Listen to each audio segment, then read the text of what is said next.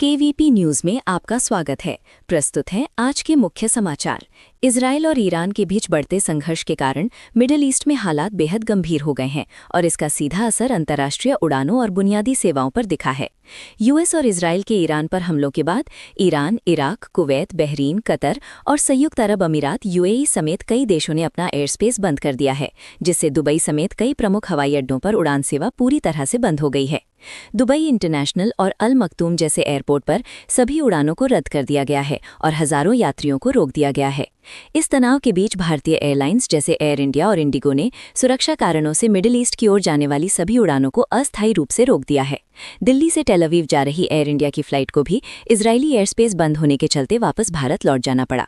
Indigo ने भी Dubai और अन्य मिडिल ईस्ट डेस्टिनेशन की उड़ानों को रद्द कर दिया है। सुरक्षा खतरों के कारण बुर्ज खलीफा जैसे प्रमुख स्थानों को भी खाली कराया गया और लोगों को सुरक्षित स्थानों पर भेजा गया। इस पूरे संकट के कारण एयरपोर्ट, एयरस्पेस और यात्रियों पर बड़ा असर पड़ा है और स्थिति तेजी से बदल रही है। चुनाव आयोग पश्चिम बंगाल में स्पेशल इंटेंसिव रिवीजन यानी एसआईआर के बाद अंतिम मतदाता सूची जारी कर दी है, जिसमें अब लगभग 7.04 करोड़ मतदाता शामिल हैं, जबकि पहली ड्राफ्ट सूची में यह संख्या करीब 7.08 करोड़ थी। इस अद्यतन सूची में लगभग 61 से 63 लाख से अधिक नाम हटाए गए हैं, जिनमें से कई को मृत, बाहर चले गए या डुप्लीकेट मतदाता के रूप में चिन्हित किया गया। इसके अलावा लगभग 60 लाख नाम विचाराधीन या अंडर एडजुडिकेशन के रूप में शामिल किए गए हैं, जिनका वोटर बनने का अधिकार न्यायिक अधिकारियों द्वारा आगे स्पष्ट किया जाएगा। अंतिम सूची पुरुष, महिला और तीसरे लिंग दोनों मतदाताओं के नाम शामिल करती है और ये चुनाव प्रक्रिया की तैयारी का हिस्सा है, जो 11 राज्यों और केंद्र शासित प्रदेशों में जारी एसआईआर के अंतर्गत बनाई गई मतदाता सूची का हिस्सा है। आंध्र प्रदेश के काकीनाडा जिले के वेटलापलेम गांव में शनिवार दोपहर लगभग 2 बजे एक पटाखा यानी फायरवर्क्स फैक्ट्री में भीषण विस्फोट हो गया, जिसमें कम से कम 21 लोगों की मौत हुई और 8 से अधिक गंभीर रूप से घायल हो गए हैं। धमाके की आवाज इतनी जोरदार थी कि यह आसपास के गांव में लगभग 5 किलोमीटर दूर तक सुनी गई, जिससे इलाके के लोगों में अफरा तफरी फैल गई। अधिकारियों ने बताया कि घायल कर्मियों को पास के अस्पतालों में भर्ती कराया गया है और कई को गंभीर चोटों के साथ उपचार चल रहा है। घटना के बाद पुलिस, दमकल और बचाव दलों ने राहत एवं बचाव कार्य शुरू कर दिया है। वहीं राज्य सरकार ने इसकी सटीक वजह का पता लगाने के लिए जांच शुरू कर दी है। प्रशासन ने मृतकों के परिजनों को सहायता उपलब्ध कराने का आश्वासन भी दिया है। भारत सरकार ने ईरान और इजराइल के बीच बढ़ते सैन्य टकराव को देखते हुए पश्चिम एशिया में अपने नागरिकों की सुरक्षा को लेकर एडवाइजरी जारी की है। इसमें मुख्य रूप से कहा गया है कि खाड़ी देशों जैसे यूएई, सऊदी अरब, कतर, कुवैत और जॉर्डन में काम करने या पढ़ाई करने वाले भारतीय नागरिकों को अत्यधिक सतर्क रहने, अनावश्यक यात्रा से बचने और स्थानीय सुरक्षा निर्देशों का कड़ाई से पालन करने की सलाह दी जाए। इस चेतावनी में यह भी कहा गया है कि भारतीयों को घर के अंदर ही रहना और शांति बनी रहने तक बाहर निकलने से बचना चाहिए, ताकि संभावित तनावपूर्ण हालात में कोई जोखिम न हो। साथ ही भारत में कुछ नेताओं और संगठनों की तरफ से ईरान में फंसे कश्मीरी और अन्य भारतीय छात्रों को सुरक्षित वतन यानी भारत वापस लाने की मांग भी जोर पकड़ रही है, क्योंकि उन्होंने तेजी से बिगड़ते हालात के बीच सरकार से त्वरित सहायता और निकासी की अपील की है।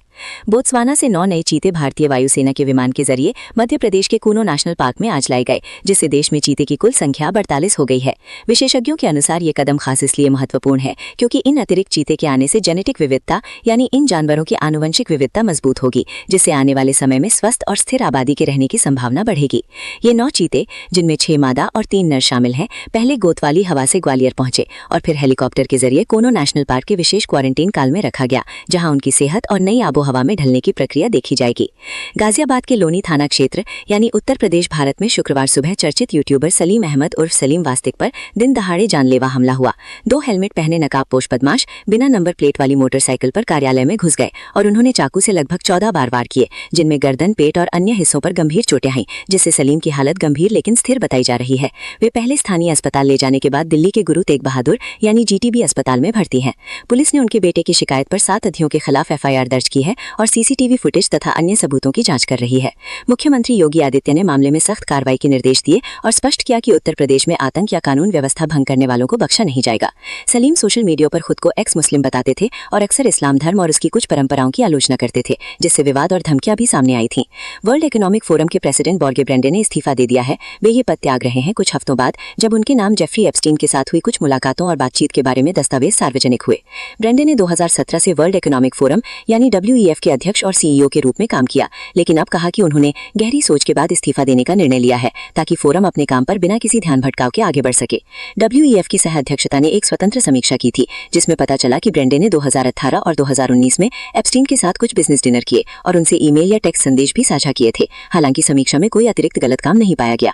ब्रेंडन ने कहा कि उन्हें एप्स्टीन के पिछले अपराधों के बारे में पूरी जानकारी नहीं थी और उन्होंने इस मामले से किसी भी तरह का फायदा नहीं उठाया। उनके इस्तीफे के बाद अलोइस विंगी को WEF का अंतरिम अध्यक्ष और CEO नियुक्त किया गया है। उत्तर कोरिया के नेता किम जोंग उन ने दक्षिण कोरिया को कड़ी चेतावनी दी है कि अगर उनकी सुरक्षा को खतरा महसूस हुआ तो उनका देश दक्षिण कोरिया को पूरी तरह से तबाह कर सकता है। उन्होंने प्योंगयांग में नवे पार्टी कांग्रेस के दौरान बयान दिया कि अगर दक्षिण कोरिया या उसके गठबंधन साझेदारों द्वारा किसी भी तरह का खतरनाक काम किया जाता है जिसे उत्तर कोरिया उसकी सुरक्षा के लिए नुकसानदेह मानता है तो वह मनमानी कार्रवाई कर सकता है और दक्षिण कोरिया के पूर्ण पतन की संभावना से इनकार नहीं किया जा सकता। किम ने सियोल के साथ बातचीत के दरवाजे बंद कर दिए हैं और उसे सबसे शत्रुतापूर्ण देश कहा है, लेकिन उन्होंने अमेरिका के साथ संभावित बातचीत के लिए एक छोटा रास्ता भी खुला रखा है जबकि वॉशिंगटन उत्तर कोरिया के शत्रु की नीतियों को छोड़ देता है। इस बयान के साथ उन्होंने अपने देश के परमाणु हथियारों और नई मिसाइल प्रणालियों को आगे बढ़ाने की योजना की भी पुष्टि की है, जिससे क्षेत्रीय तनाव और बढ़ सकता है। ये साल भारत के म्यूजिक लवर्स के लिए खास होने वाला है क्योंकि 19 साल बाद दुनिया की मशहूर पॉप स्टार शकीरा भारत में लाइव कॉन्सर्ट करेगी। वह अप्रैल 2026 में 2 बड़े शहरों यानी मुंबई और नई दिल्ली में परफॉर्म करने वाली हैं, जो उनके 2007 के पिछले शो के बाद पहली बार भारत में लौटने जैसा है। शकीरा वाका वाका, हिप्स डोंट लाई जैसे हिट गानों के साथ दोनों शहरों के स्टेडियमों में जैविक ऊर्जा से भरपूर शो देंगी। उनके मुंबई कॉन्सर्ट की तारीख 10 अप्रैल और दिल्ली के लिए 15 अप्रैल तय हुई है और ये event feeding India concert series के तहत आयोजित किया जा रहा है, जो एक सामाजिक कारण से जुड़ा हुआ भी है। साथ ही पॉप और हिप हॉप जगत के चर्चित कलाकार ये यानी पहले कान्ये वेस्ट का भी 29 मार्च 2026 को नई दिल्ली में एक बड़ा लाइव शो होने वाला है। ये उनका भारत में पहला कॉन्सर्ट है जिसमें उनके लिए खास मर्चेंडाइज भी लॉन्च किया जा रहा है। इन सभी घोषणाओं के साथ 2026 भारत में बड़े अंतर्राष्ट्रीय लाइव म्यूजिक इवेंट्स का एक शानदार साल बनने जा रहा है। जम्मू कश्मीर ने रणजी ट्रॉफी 2025-26 का इतिहास रचते हुए पहली बार चैंपियन तक का सफर पूरा किया है। फाइनल मुकाबला कर्नाटक के साथ ड्रॉ रहा, लेकिन पहली पारी में बड़ी बढ़त के आधार पर जम्मू कश्मीर को ट्रॉफी जीतने का खिताब घोषित किया गया। इस जीत ने टीम के 67 साल पुराने इंतजार को खत्म कर दिया क्योंकि इससे पहले उन्होंने कभी भी रणजी ट्रॉफी का खिताब नहीं जीता था। UEFA champions league 2025-26 round of 16 का शट इन जारी हो गया है, जिसमें यूरोप के सबसे बड़े क्लब एक दूसरे से भिड़ेंगे। सबसे बड़ी टक्कर में 15 बार की विजेता रियल मैड्रिड का सामना मैनचेस्टर सिटी से होगा, जो दोनों टीमों के बीच लगातार 5वीं बार नॉकआउट चरण का मुकाबला होगा और ये एक बड़ा आकर्षण साबित होगा। इसके अलावा लिवरपूल का मुकाबला गैलेटासराय से है और आर्सेनल का सामना बायर लिवरकुजन से होगा, जिससे इन दोनों इंग्लिश क्लबों के लिए भी चुनौतीपूर्ण संघर्ष देखने को मिलेगा।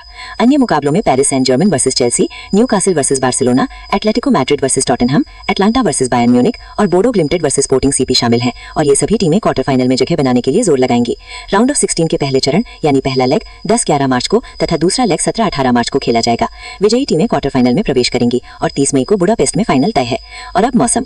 भारत के अधिकांश राज्यों में मौसम गर्म और शुष्क रहेगा, जहां मैदानी इलाकों में अधिकतम तापमान सामान्य से 3 से 5 डिग्री ऊपर रहने के संकेत हैं, जबकि पश्चिमी हिमालय क्षेत्रों जैसे उत्तराखंड, राजस्थान, हिमाचल प्रदेश में कहीं-कहीं हल्की से मध्यम बारिश तथा तेज हवाओं की संभावना है। दिल्ली, NCR, हरियाणा, पंजाब, उत्तर प्रदेश, बिहार जैसे उत्तरी मैदानी राज्यों में दिन का अधिकतम तापमान 32 से 36 डिग्री के आसपास रहेगा, न्यूनतम 15 से 20 डिग्री। तेज धूप और गर्मी महसूस होगी, बारिश की कोई व्यापक चेतावनी नहीं। जम्मू कश्मीर की घाटियों में आंशिक धूप, अधिकतम 20 से 22 डिग्री तथा न्यूनतम 2 से 5 डिग्री। ऊंचाई वाले क्षेत्रों में शीतल लहर बनी रहेगी। राजस्थान में कुछ स्थानों पर हल्की बारिश के साथ अधिकतम 32 से 36 डिग्री। मध्य प्रदेश, गुजरात और महाराष्ट्र में शुष्क गर्मी, मुंबई, पुणे सहित अधिकतम 32 से 35 डिग्री। दक्षिण भारत के कर्नाटक, तेलंगाना, तमिलनाडु, आंध्र प्रदेश, केरल में गर्म और आर्द्र दिन, बेंगलुरु सहित अधिकतम 30 से 34 डिग्री। तटीय इलाकों में नमी बढ़ेगी। पूर्वी राज्यों जैसे पश्चिम बंगाल, ओडिशा, झारखंड, छत्तीसगढ़ में भी अधिकतम 32 से 36 डिग्री तक शुष्क मौसम। कोलकाता में न्यूनतम 20 से 23 डिग्री। पूर्वोत्तर राज्यों में आंशिक बदली या छिटपुट हल्की बारिश संभव, लेकिन ज्यादातर शुष्क। मार्च भर में पूरे देश में गर्मी सामान्य से अधिक रहने का IMD पूर्वानुमान है। इसी के साथ KBP न्यूज से आज के समाचार समाप्त हुए। नमस्कार।